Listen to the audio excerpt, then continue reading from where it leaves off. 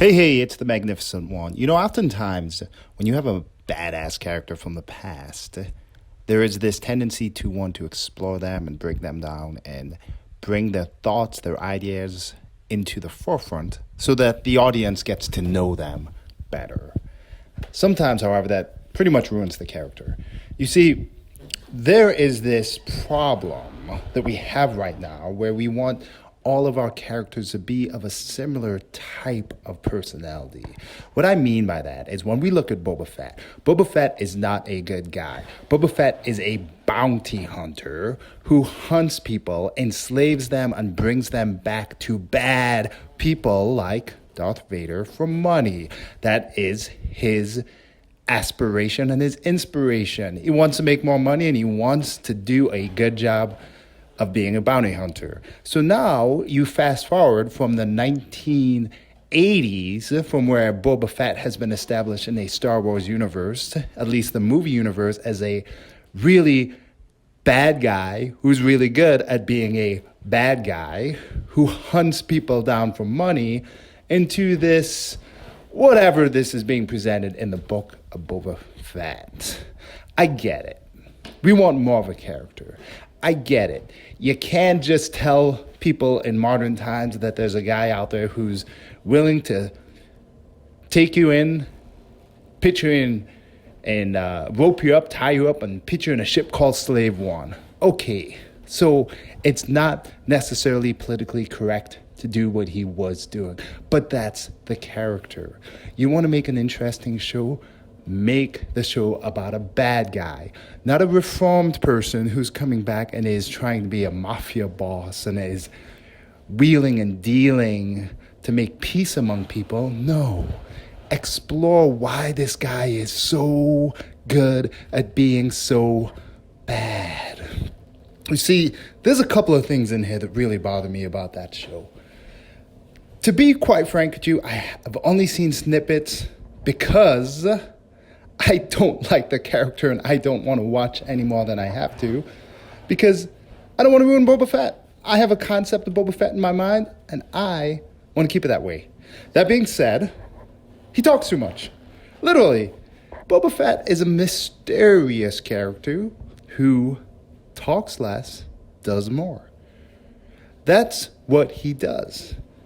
And when you have somebody who babbles on and on and on and is constantly being in the forefront, exploring what he thinks verbally, it just loses its interest. It's a type of oversaturation.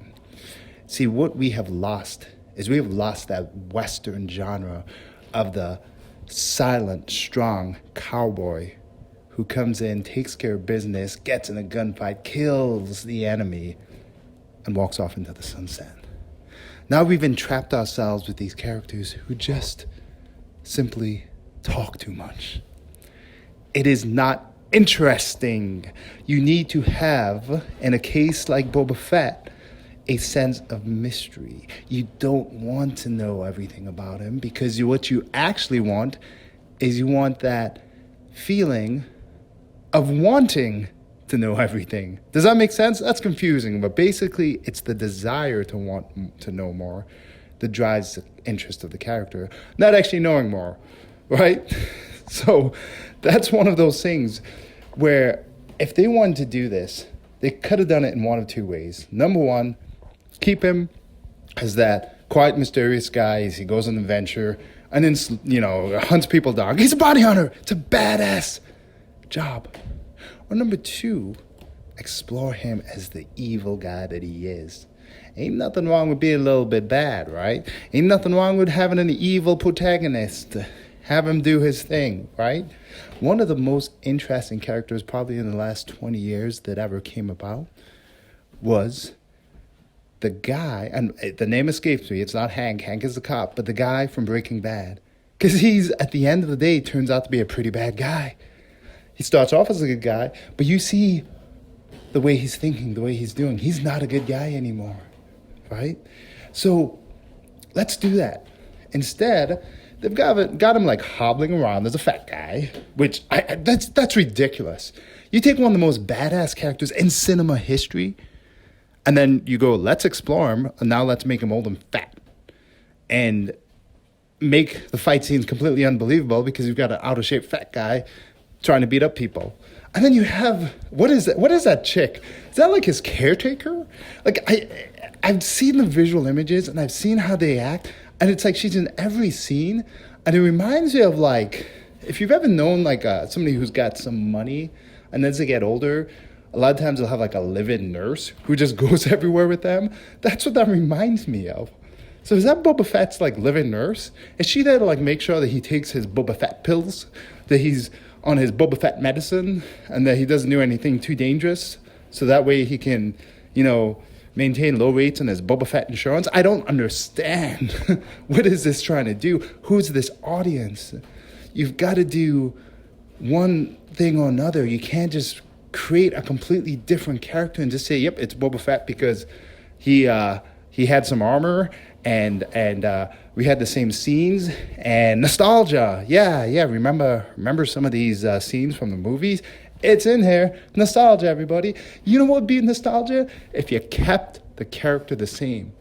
You can evolve a character, but not like this. This is not evolution. This is, hey, here's the bad guy, which he is. He's a bad guy. He's a bounty hunter, hunting people down for money. And then all of a sudden, bam, he wakes up. Oh, he's actually a pretty good guy. I don't want another pretty good guy. It's been done so many times. It's uninteresting. That's just the way things seem to be going. You take these amazing characters. You take the essence of their badassery and you turn them into like somebody you wouldn't mind watching your kids. You know what I mean? Like the Boba Fett from the Book of Boba Fett. You'd be like, if I got a dog and a couple of cats and I got a house and he's my neighbor, I'd let him have the keys. I'd say, hey, could you make sure that the cats get fed over the weekend? Yep, we could do that. Whereas, the original Boba Fett, you'd be like, I probably shouldn't tell him I have a dog or cat because he's probably going to kill him and eat them and take my house. Yeah, I probably shouldn't tell him I have a house. In fact, if he's living in my neighborhood, I should probably move out the neighborhood because I'm going to end up being enslaved by him. So that's the difference. It's a completely different character. This is not Boba Fett. This is Boba Fett. Ha, ha, ha. Yeah, I know it's been overdone. It's an old joke. But it is what it is. Anyhow, those are my thoughts. Let me know what you think. And if you want some more introspective opinions from myself, which is really just me ranting, feel free to subscribe. Thanks, guys. Bye.